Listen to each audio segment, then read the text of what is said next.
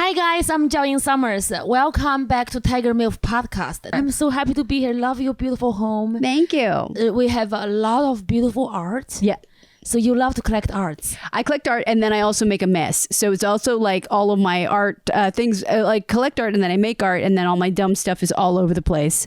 And my cat furniture is everywhere. And usually nobody comes here. So this is very special. I'm really glad you're here. I'm very special. I feel so special. Yeah, you are. My life will never be the same. It's great. I just want to thank you for being so generous with your time. Of course. Thank you. And thank you for being Margaret Cho. Thank you. Your name is a motivational speech. I feel like not just for girls, not just for Asian people. I think it's just so wonderful. You and Bruce Lee. Wow. Yeah. Wow. That's incredible. Yeah, you and Bruce Lee. And when I think about you, I don't think of Asian female comic. Nobody think of that. You're just the great comedian. Oh, thank you. And happen to be an Asian woman. Yeah. That's really it is. That's wonderful. And, thank you for everything you do, and thank you for so generous with your time with a lot of up and coming comedy comedian stars like Atsuko, and she was on my podcast. Yeah, and she's she great. talked about how much she loves you and I how love her. you empower her so much. Yeah. Because it's such a tough business. It And is. it's tougher for you than for all of us now, because you've opened the door for us, and you continue to keep the door open for us. Thank you. Well, it's important because you have to carry on the legacy. Like you have to continue to go out there and work and create these places so that the next generation can go.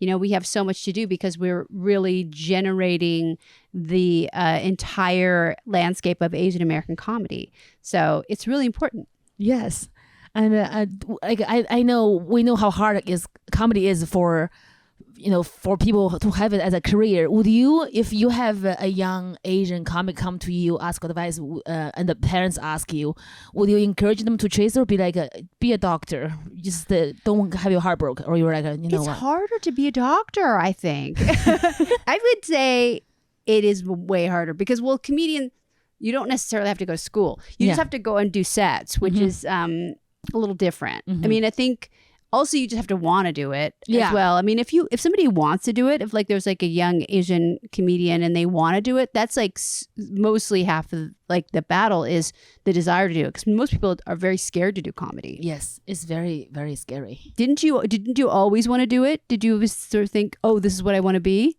I think when I love to be a performer, I knew that deep in my heart, and it was very difficult in China because we have a different beauty standard in East Asia. Me having dark skin and big jaw and big cheeks, and I was never picked for school play.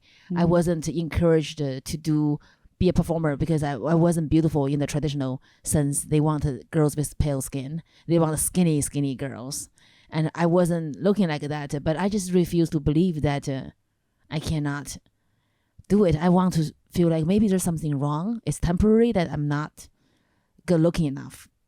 That's so crazy because you're such a beautiful girl. Like, that's so weird to me. It is so weird. It's and so the weird thing stopping because me is me being not attractive, because people, my nickname was cage fighter. They call me a cage fighter because I was so dark. I love the sun. I don't care.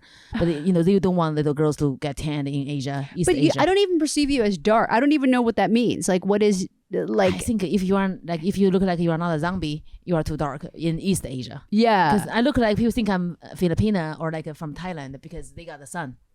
Oh yeah, Like I don't for know. us, like Koreans and Japanese and Chinese, like they just they want you to be like a pale white, like traditional vice. They want that, but it's getting so much better now. You can see like K-pop. We have the K-pop stars like tanned, and in Japan, there's people are getting tanned. It just need to happen because same as in America, people get sick from being tanned. They get cancer. But in China, the skin bleaching agents, like it's in everywhere. It's in lotion. It's in foundation. Yeah. And people want to buy the product if they keep wearing it. They look lighter. Like, oh, that's good for me. I'm getting lighter. But they are bleaching their skin. Yeah, that's so weird. Yeah, it's just so different. We are destroying ourselves for different standards. Right. And whatever people doing in America is what people don't do in China. I just really started watching Hollywood movies, but the sad thing is that the stand-up comedy does not exist in Asia. when I was growing up. Mm-hmm. We didn't know there's a thing called stand-up comedy. Mm-hmm. And you are the woman. I think after you became Margaret Cho, stand-up comedy started to get more popular, I think, in Korea because you are Korean American. So, but I think in China, it's not until recent, Right. like 5-6 years ago, when Jiaoying did this White House correspondent dinner, he went back to China, and then they start to be like, wow, we have great Asian comedians in America, Margaret Cho, and before after you, Jiaoying, and then stand-up comedy started popular. So I didn't know I can do comedy, and because I always was funny, because I wasn't the pretty girl. I still want attention. I want people to like me. I try to tell jokes. I try to be funny, and I think I watch Hollywood movies. I see beautiful like Latino girls and black girls. They have dark skin. They obviously are very beautiful.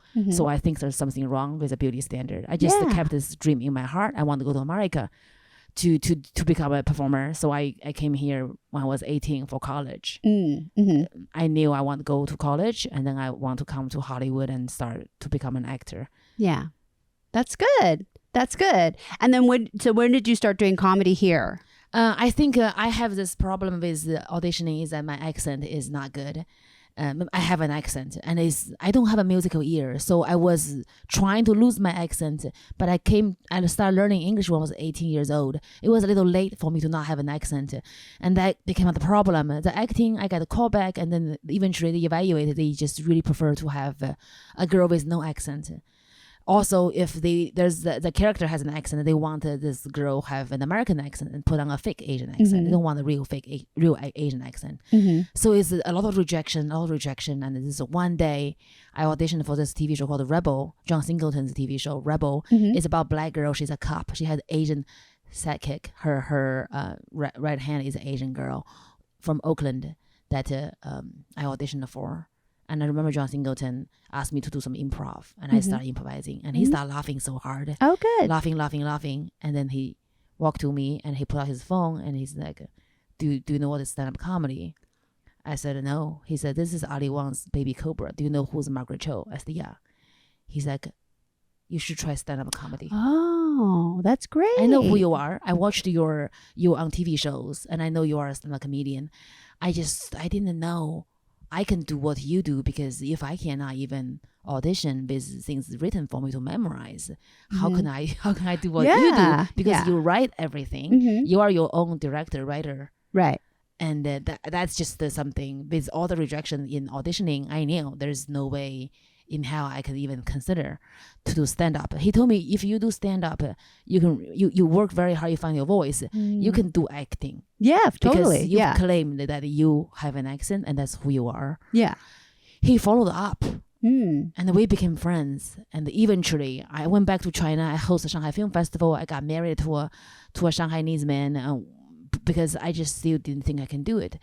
When I had my first baby, I really realized that I have to be on stage. If I can't be an actress, I need to do my first open mic. Yeah. That's 2019, great. That's when I did my first open mic. Wow. And in 1 month, I bought a comedy club for myself on Melrose. Wow. It's still going strong. It's pretty good. It's doing well. It's not big, 40 seats. I just know I was so bad, and I loved it so much. Yeah. It's like you are like you're trying to please your parents. You want them to be happy, and you are not good at math. You're like, I'm gonna study all night, every day until I'm good, so they don't hit me. So I love comedy so much. I knew I love it. It made me feel so good, but I wasn't good. It's so hard. It's such a hard craft. It is a hard craft. It's also like you have to keep working at it, and there's no way that you're ever really there, like, because you always have to keep trying, you always have to keep writing, you always have to have new jokes, you always have to continue to work. It's not like a singer, because we don't have like hits. People don't want to hear the same jokes over and over, so you have to do new ones, but they also have to fit in the framework of who they believe you to be and who you believe you to be.